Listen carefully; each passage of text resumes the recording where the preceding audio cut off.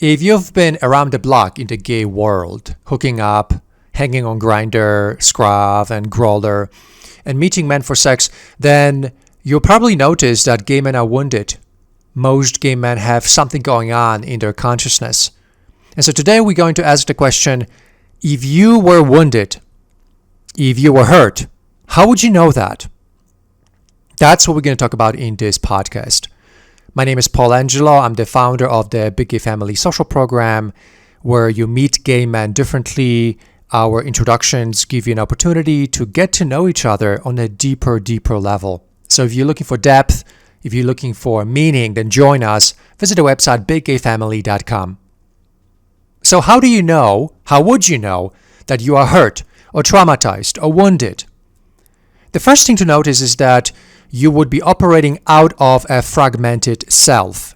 Think about it this way. When we are born as young babies and we are going through our younger years and then puberty and then teenage years and our 20s, what do we crave? We crave connection. The moment that sex comes on board, sex complicates everything. It complicates everything because we have these urges, we have these desires that we want to satisfy. But the key about it is that sex should be integrated, okay? Sex is supposed to be integrated into a wholesome experience of another human. Sex should not be standalone. And so we know that someone is wounded, someone is hurt, when they prioritize one part of human exchange or human connection above all others. So we can say someone is also wounded when they prioritize emotion over sex all the time. And someone is wounded when they prioritize only spirituality. And there are many gay men out there who are super duper spiritual, but then when it comes to emotional connections, they struggle. When it comes to sexuality, they have unresolved issues. So the same applies to all areas of our lives. If we are fragmented, if we are prioritizing just one area of life, in this situation, sex, over emotion, spirit, and the mind, then we know that person has been hurt or wounded. In this situation, shamed. Shame is minimization. Shame is reduction. Shame is taking something that has multidimensionality and making it one-dimensional. And so this is, again, sexuality. When we look at gay men and all the parts of a human being, obviously there's more to us than sex. But why is it that most gay men look for sexual compatibility? That is a sign of wounding in this specific situation. If you care to know, this is deeper psychology. Sexual compatibility is part of dissociation, the all or nothing kind of mindset. Either you are my perfect total top or the hell with you, or either you're going to do this kinky fetish with me or the hell with you. That is dissociation. But also we can expand from this into sexual narcissism. Sexual narcissism is the idea that the satisfaction of sex is going to trump everything else. That if someone is sexually happy, that is the priority, not happiness in an all-around kind of way. So do you see sexual compatibility drive in the gay culture above all other things? And this is how we know that these individuals are exhibiting signs of wounding. Imagine the opposite, where gay men are prioritizing emotional connections, spiritual connections, and intellectual conversations, and then sex is interwoven into that. That is healthy.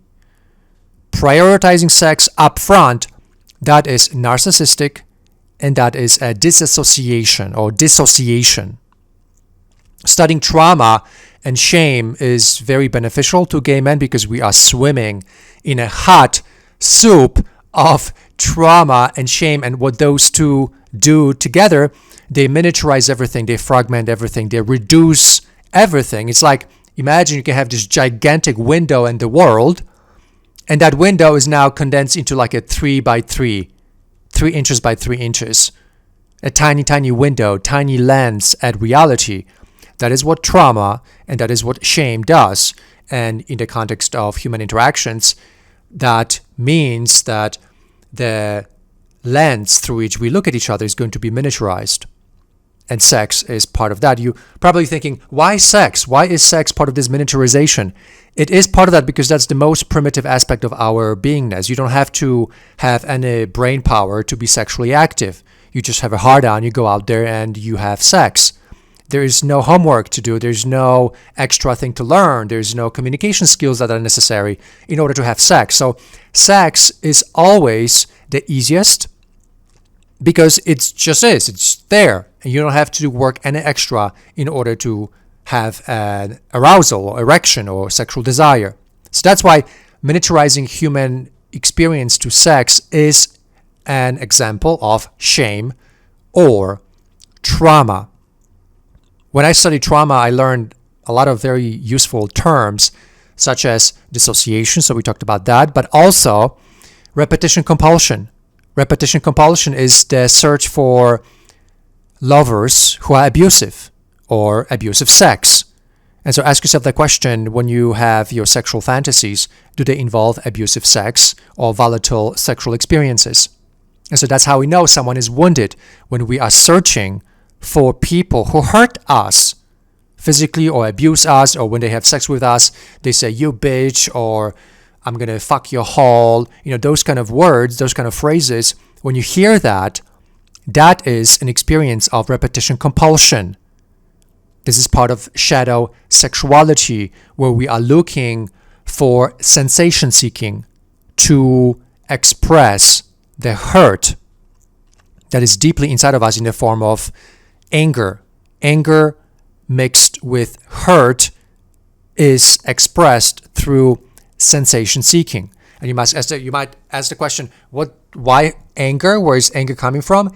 Anger will always be inside of a human being when that human being is not making progress, is not moving forward. So in the context of sexuality, when gay men compensate with sex for lack of emotions, which is very common, you can't get your needs met because your emotional needs, a lot of the needs for companionship, for togetherness, they cannot be met through sex. And you can go and try and see for yourself. And so if you keep trying, eventually you're going to say to yourself, I'm not making progress, I'm not moving forward, what the hell is going on? And you're going to start blaming other people, and you're going to develop anger, you're going to develop frustration, and to then express this frustration, often we seek volatile experiences. Often I ask clients to finish the following sentence. Sometimes when I'm angry, and then they finish that sentence, and what do you think they say? A lot of times they say, sometimes when I'm angry, I look for sex. Or sometimes when I'm hurt, I look for sex to act it out. And so anger and sex come together. Sometimes when people are bored, also that leads to sexual exploration, sensation seeking, and repetition compulsion. All of that is part of trauma.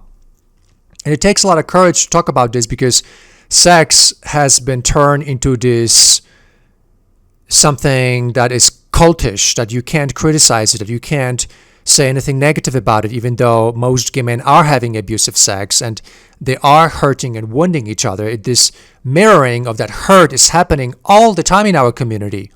And yet at the same time, very few people have the courage to call it out and to say, stop it, because this is going to hurt you. This is going to create a wound, and you're going to have to look for a therapist later to heal yourself. Because a lot of this is building up year after year after year. If you've been around the block for 10, 20 years, I can assure you that you have signs of trauma. You have dissociation. Your psychic is fragmented into parts, and that is dissociation. All or nothing, black and white thinking. That is what trauma does to all of us. Shame minimizes, miniaturizes. Trauma creates multiple compartments that we jump into, kind of like closeted men. Closeted men live in a compartment, dissociation. With their wives, they are one way. With gay men, they are a different way, different being. That is called dissociation. So all of this is very helpful to understand why there is so much hurt and trauma in the gay population and also how it's being spread, and to check in with yourself. Am I hurt? Am I traumatized? And if you look for sex up front, you've been traumatized. You've been shamed. If you are looking for gay men with big penises to have volatile sex with them or abusive sex with them, you have been shamed. You have been traumatized. You have been conditioned to behave in ways that are unhealthy. So saying a lot of this is not pleasant because we are basically talking about everybody. Most gay men live in this world. But we need to bring back logic. We need to bring back reason. We need to bring back sanity to this crazy, chaotic gay world. And if we pretend that nothing is going on while everybody's single, frustrated, and healthy relationships are beyond reach for most gay men, then obviously, then it's a lose-lose. So some gay men want to transform. Some of you want something better, different, something more magical, divine, and more ambitious, something that lasts a long time in the context of love and dating and relationships. And to have that, you have to go about it differently. You have to start differently. You have to have a beautiful first impression. You have to have a sequence of dates that are consistent. And what do you see in the community? Do you see consistency? Do you see beautiful first impressions? Of course not. You see trauma bonding, which is an experience where both men start with sex and then they adjust their preferences to continue that sexual relationship. Eventually, they negate to see that the other person is not compatible with them emotionally or on the personality type, on the personality level, but they continue because sex is so great. That is trauma bonding. And so learning about all of this, about why first impression has to be beautiful, so that we avoid trauma bonding. That's why. We need consistency of dates. Why? Because consistency creates trust. And how much of that consistency, 2 dates every week with the same person, consistently for 2-3 months, that is what's required for human connection to deepen, to be healthy. But that doesn't exist anymore. Gay men are afraid to call on the phone each other. They're afraid to be assertive. They're afraid to want love. And so as a result of that, nothing is working. And that's why we have to have these conversations to bring back clarity to your life about how to go properly about meeting men, connecting with them, and making relationships happen. So you'll need the beautiful first impression. You need consistency across the span of multiple months of dating and coming together. And you're going to have to be willing to solve conflicts and overcome tensions and differences. That is what's required. And when people are wounded, when they are hurt, guess what happens? They have difficulty being consistent. They have difficulty trusting. They have difficulty being willing to open up and share who they are and what's going on with them.